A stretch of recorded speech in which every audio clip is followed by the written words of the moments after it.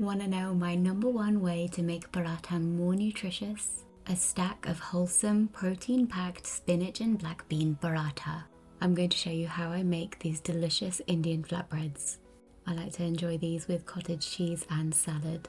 To make the filling, we'll begin by sautéing some chopped onions in oil just until they turn lightly golden brown, no longer than 5 or 6 minutes. For some spice, we'll be adding some ground ginger, ground coriander, ground cumin, chili powder, smoked paprika and salt.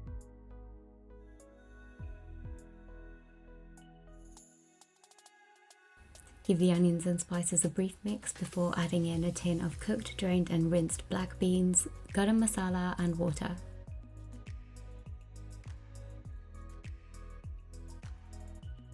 Now we need to use our trusty potato masher to squash some of those beans and create a thick mixture that holds together.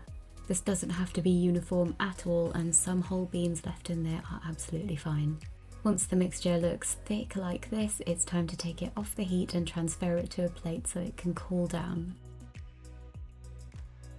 As soon as it's cooled, you can sprinkle in some grated cheese. I'm using a mixture of cheddar and mozzarella here and some fresh coriander. The cheese really helps to bind this mixture together. This style of stuffed paratha is so delicious when you're craving something comforting but also want some wholesome nutrition in your meal as well. You can easily get 20 grams of protein into your meal if you pair one paratha with some cottage cheese.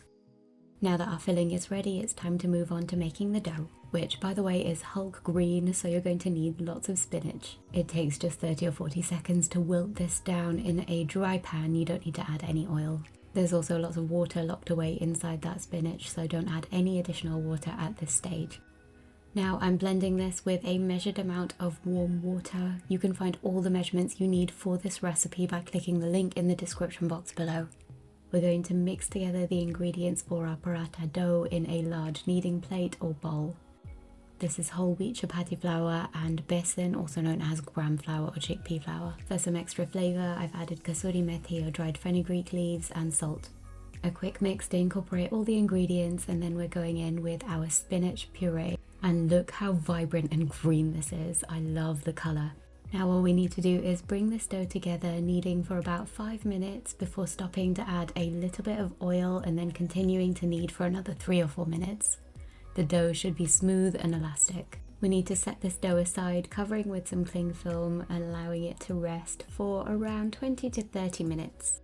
This gives us just enough time to portion out our filling into around 6 equal balls. The crispy spinach dough in these paratha and spicy black bean and cheese filling reminds me of a Mexican quesadilla, and I am here for this Indian-Mexican food fusion. Let's also portion out our dough into 6 equal pieces, just like the filling. Now we need to enclose this filling inside the dough, making sure that there are no holes or gaps. I'm a bit of a veteran at this and like to begin by flattening out the dough, making it a little thinner at the edges and thicker in the middle. Once the dough measures around 8 centimeters in diameter, you can place a portion of that filling on top and pinch the dough together to fully enclose it inside. Carefully ease that dough up the sides of the filling, making sure there's no big air pockets in there. If you followed the recipe exactly, the dough should be soft enough to pull it slowly up the sides of the filling to encase.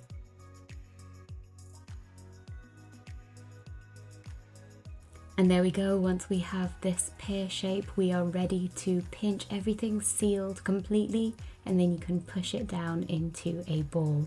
And you want to repeat this for all of the dough and filling portions.